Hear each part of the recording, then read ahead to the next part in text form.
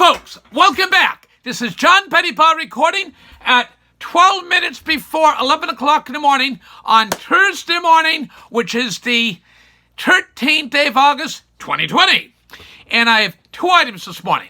We're going to do on our main phone, all of you wonderful people across computer land, the internet, YouTube, welcome back. Hope you all have a good breakfast yourself, the most important meal of the day.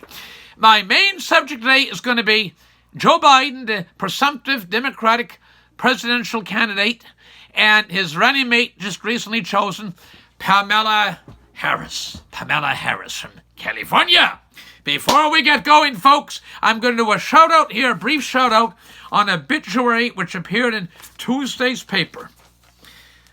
This was a large gentleman, Mr. William Large, from outside of Truro in the centre of Nova Scotia. I'll give you a bit of background. Just bear with me, please. These fine folks won a large sum of money in the lottery. I think it was $8 or $10 million range. They back 3 years ago, so 4 years ago, and his late wife was then suffering from cancer. And there was a picture of them. There are both of them, both William and his wonderful wife. They're wonderful people. They said, "We have everything we want." Some people get arrogant. We have everything we need. We don't need Jesus. We don't need church. We have everything. That wasn't their style at all. They very sincerely told the reporter interview, "We have everything that we want.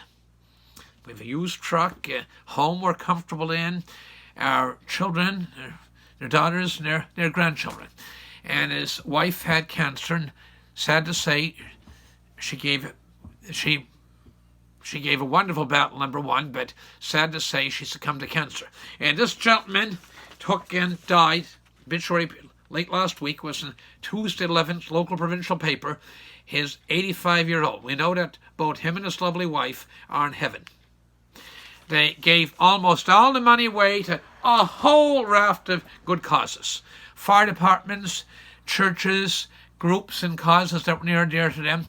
And so they were not materialistic people, and they were kind, good people. How many of us that came into that amount of wealth suddenly would have been as generous as them? So I just want to give a brief shout out to his late wife, Violet, and William Large. And Large is the name, but he was a large gentleman. He was a big man, and his wife was a wonderful lady. She was very large-hearted, generous people. So we could all learn from an example. You don't have to have $8 or $10 million to distribute, but whatever you have, it's important in this world that we share with one another.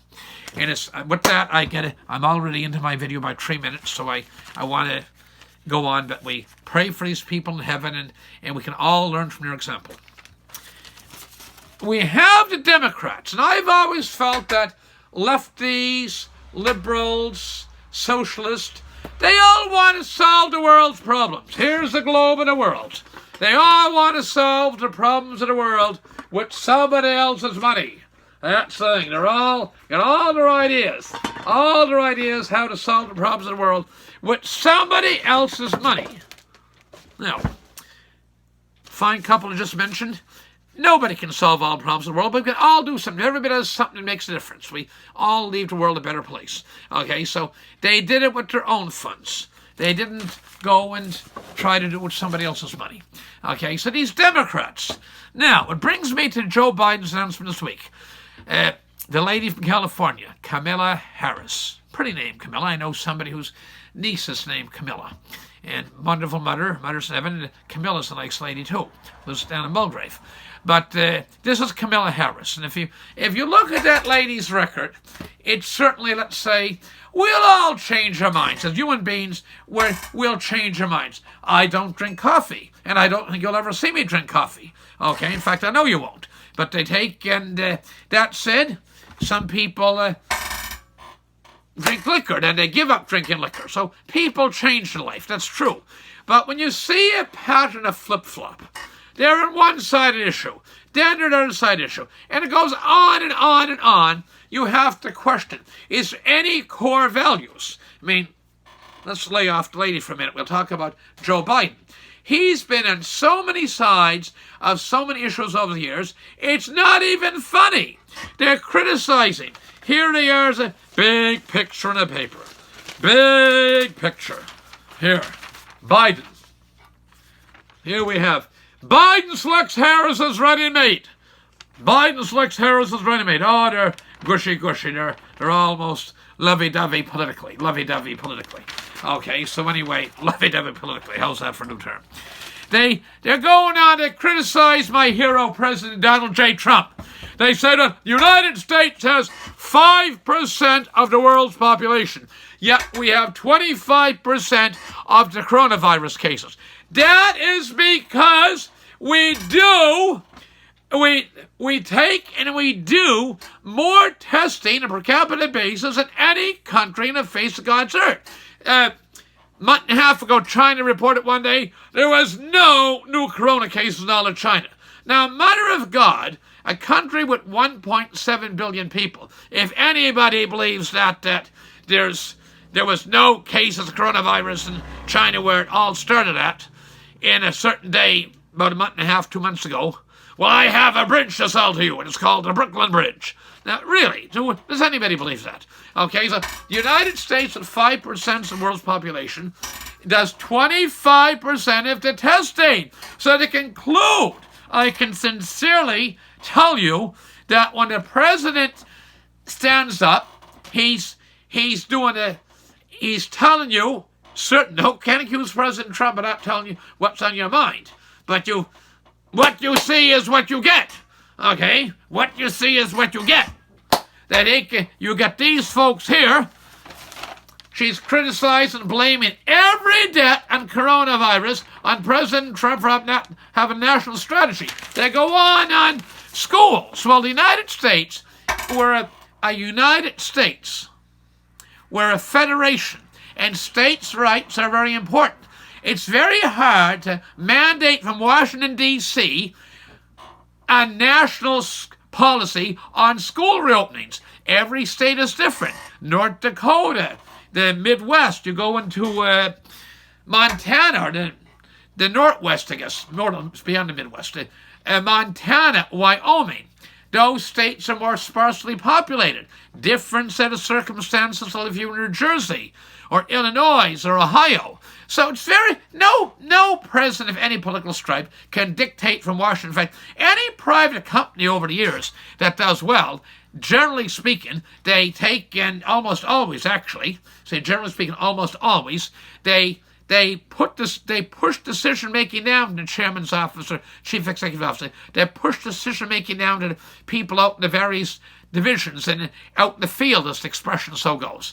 So they go on. They have all the solutions to coronavirus now, the pandemic. Well, if they do, when is it going to be? After election, assuming they think they're going to elect it? It's not. I'm going to boldly state here this morning, I'm feeling increasingly good on President Trump's chances for election. You can go on at this time last election, but this time back in 1988, President Michael Dukakis was just winning. It was our show-in. It was like Hillary Clinton. It's just our show-in. Michael Dukakis is just winning. And he was way ahead of then Vice President George Bush I.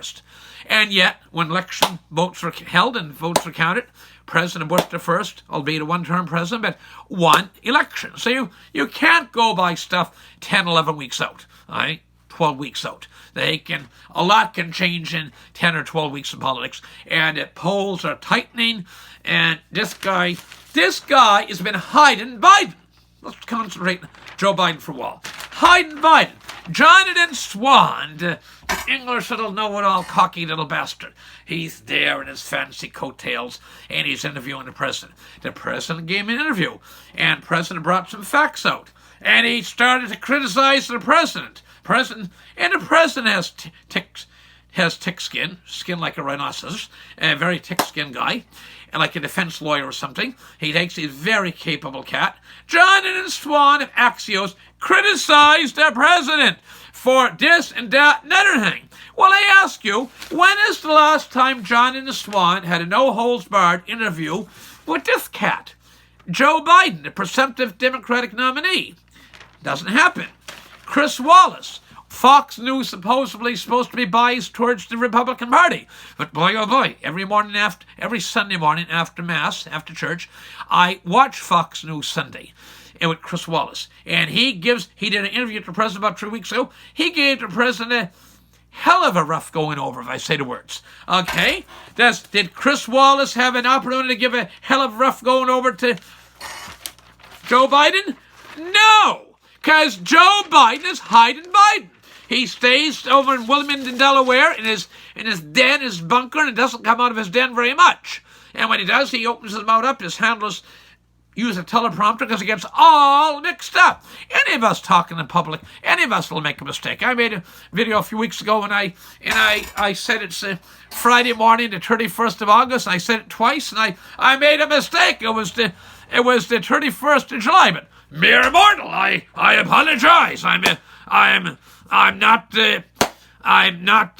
mere mortal. I'm not Jesus, and I will make mistakes. So before a camera, before a mic, in a press conference, any man or woman can make a mistake. But with hiding Biden, alias Sleepy Joe, he consistently makes mistakes. He went around for days saying at the time there's 120 million people died of coronavirus. We actually had 120,000 people die of coronavirus. He kept saying 120 million. There's a big difference between 120,000 and 120 million. And so anyway, back to Camilla. She's a lefty. All I can say is be careful of those that, very careful. I'll point my finger. I normally don't point fingers. I'm going to wag my finger. Be very careful of those that want to solve all the problems of the world with somebody else's money. Look at, that's not kosher. That's just not good. So this is my brief, by my standards, my relatively brief video today on presumptive Democratic nominee Joe Biden, who certainly will be next week, and his running mate Camilla Harris. I just be very careful of people that have all the answers. If they're so damn smart on coronavirus strategy, why did they come out with it? Are they waiting till election night? Or a day after election, are going to wait till the 20th of January 2021 when he dreams on and thinks that they might be president and vice president? Now, why not come out? Don't they have enough respect for the American public? They have so many good ideas to come out and tell them what the solution is in their opinion. With that, I got to go. This is John Pettipas. It is now later light hot, just before 11 o'clock on the morning now of Thursday, the 13th day of August, and I say, President Trump, 4 more years! Trump 2020! Joe Biden and Camilla Harris, you're welcome to run, and the American people will make the decisions, but don't count your chickens, lady and gentlemen, before they hatch, is all I can say. And I want to thank all you wonderful folks out in computer land, on internet, YouTube. Want to thank you very much for tuning in. Spread the word. Every subscriber, every comment's valued, appreciated. Spread the word. Tell them about the John Pettipas YouTube channel. And pay close attention to election. There's no country in the world who runs the country is more important who sits in that Oval Office. With that, I got to go. This is John Pettipas wishing you all the best and God bless. Thank you very much. Good morning to you all.